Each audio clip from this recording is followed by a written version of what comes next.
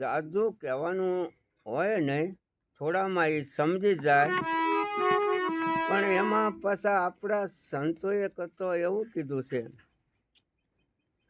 કે ભાળી ગયા પછી તૃપ્ત ન થવું, કાયમ કરવો અભ્યાસ. આપણે આ બધું જાણી લીધું, પણ પછી એવું માનીને બેસી નહીં રહેવાનું કે ભાઈ હું તો પૂર્ણ થઈ ગયો છું, હવે મારે કાંઈ કરવાની જરૂર નથી. જેમ બહેનો અભયારણ્ય ઉપર વાસનો હોય ને, એ બધા અઠવાડિયે 15 દિવસ માનતા ઉડકતા હોય, એટલે એ વાપરવા લાયક રહે ને જગજગાટી મારતા હોય. એમ જો આપણે સત્સંગમાં જઈ અને એમાંથી કોઈ આવા અનુભવી પુરુષો જે કાંઈ એનો અનુભવ રજૂ કરતા હોય, અને એને સંતોએ શું કીધું છે, શેડ કઢું દૂધ. અને આ વાણી બધી રહી ને એ તો ગાયેલું આપણે ગાઈએ છીએ.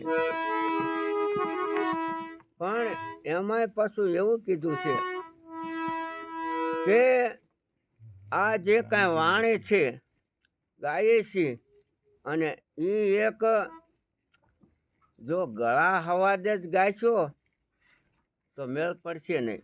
નકર કાંઈક જો સમજીને કાંઈક ઓલું કરશો ને તો જ આપણને એમાંથી હવાદ આવશે. નકર બહેનોને ખબર હોય કે પોતે વાસીદું કરતા હોય, વાળતા હોય, પણ જો ધ્યાન ન રાખે તો એમાં કીધું કે વાસેદું ઓલે સાંભેલું વાસીદામાં જાય. હવે એવડું મોટું સાંભેલું હોય વાસીદામાં કોઈ દી જાય નહીં. પણ આ કાંઈક કહેવા માંગે છે કે ગાવ ભલે તમે, પણ આમાં એવું કીધું છે કે આપણા 5 વિષય છે: શબ્દ, સ્પર્શ, રૂપ, રસ ને ગંધ. એમાં એ 5 આપણે જ્ઞાન ઇન્દ્રિયના છે. પહેલો શબ્દ વિષય આ શ્રવણ એટલે કાન ઇન્દ્રિયનો છે.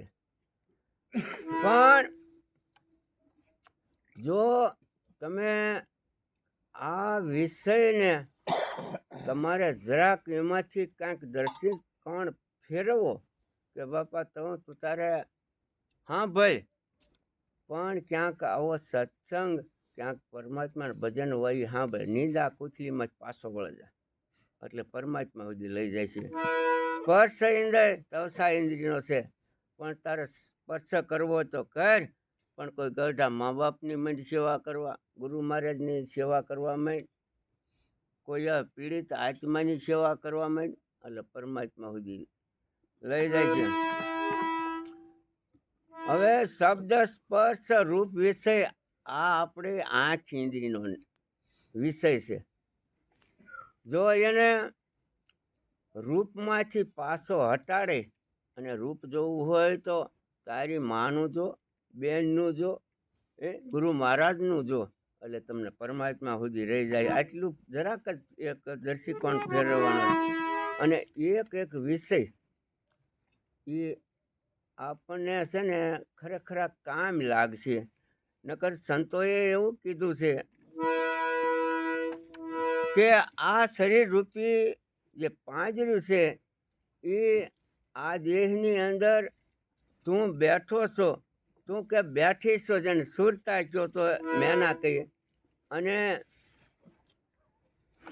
આ જે પાંજરામાં બેઠા પછી તું આ વિષયમાં એટલી બધી લોભ થઈ ગઈ છો, લોપાણી છો, પણ અબ 16 વિષય તો પાઈ ગઈ સેના, તો સોહમ સોહમ બોલ રી મેના કે. જો એ તાર છૂટી જાય પછી આ 6 રીપું કામ, ક્રોધ, મદ, લોભ, મોહ, આ જેને કીધા ને આપણે મોટા દુશ્મન હોય ને તો 11 છે. 6 રીપું, 5 વિષય, 11. હવે એક વિષય એટલે એક દુશ્મન, આપણા ગામમાં કે ક્યાંક ઘરમાં કંઈક રહેતો હોય તો આપણને નિરાશ ન હોય, પણ આમાં તો એ 11 છે તો આપણને શાંતિ કેમ રહે, નિરાશ કેમ રહે? પણ આના માટે મેં કીધું એમ, જો એકને આને તમે સમજાવી કયા ગરા કરી અને મિત્ર બનાવી દો એટલે એ તમને સાથ આપવા મળશે કે છે. ખરેખર એટલે આપણા સંતોએ એ જ કીધું છે કે કહેવાનું હતું એ કહી દીધું ને, હવે રેણેના ઘરમાં આવો અને રેણે વિના કોઈ દી રીઝે નહીં રામ. અને ખરેખર આપણા સંતો આપણા જે આ ઉપદેશી અને જગતના જીવને કાંઈક ન્યા આમ અંતર પડવું જોઈએ, ખબર પડવી જોઈએ. અને જો એની હારે જ જો આપણે એ કરી જોડાઈ જાય ને તો ત્યાં સુધી આ સમજણમાં આપણે નથી. અને એ જગત જો એમ કહેતા કે એ તમારા સંતો છે તે આપણને શરમ થવી જોઈએ. હે ખરેખર આ વસ્તુ મળે છે ને એ આપણા કાંક પુણ્ય ભાગ્ય મળે છે, તો આને જતન કરજો, જાળવજો અને જરાક કાંઈક દીપાવજો કે છે. આ એક આપણને અવસર મળ્યો છે, મોકો મળ્યો છે. સંતોએ તો એને બહુ આપણને આ વસ્તુ મળે એને તો બિરદાવ્યા છે.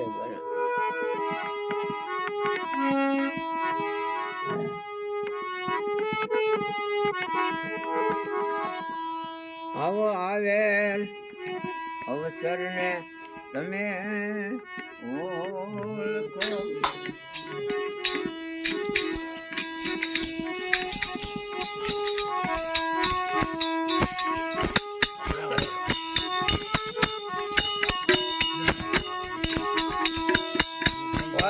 આમાં ખાવાનો પસ્તાવો રે,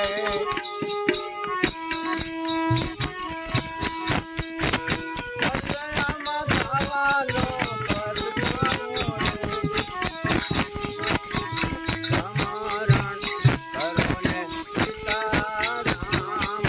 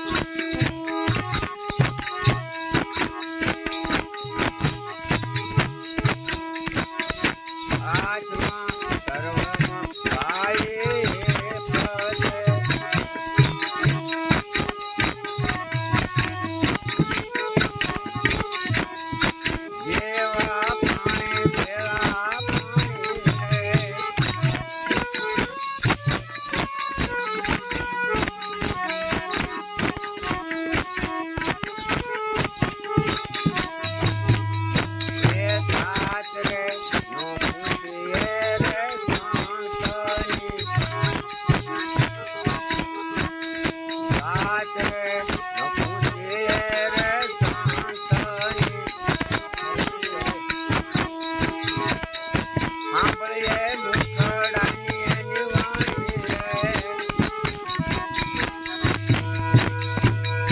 સાંભળીએ મુખડાની એ વાણી રે.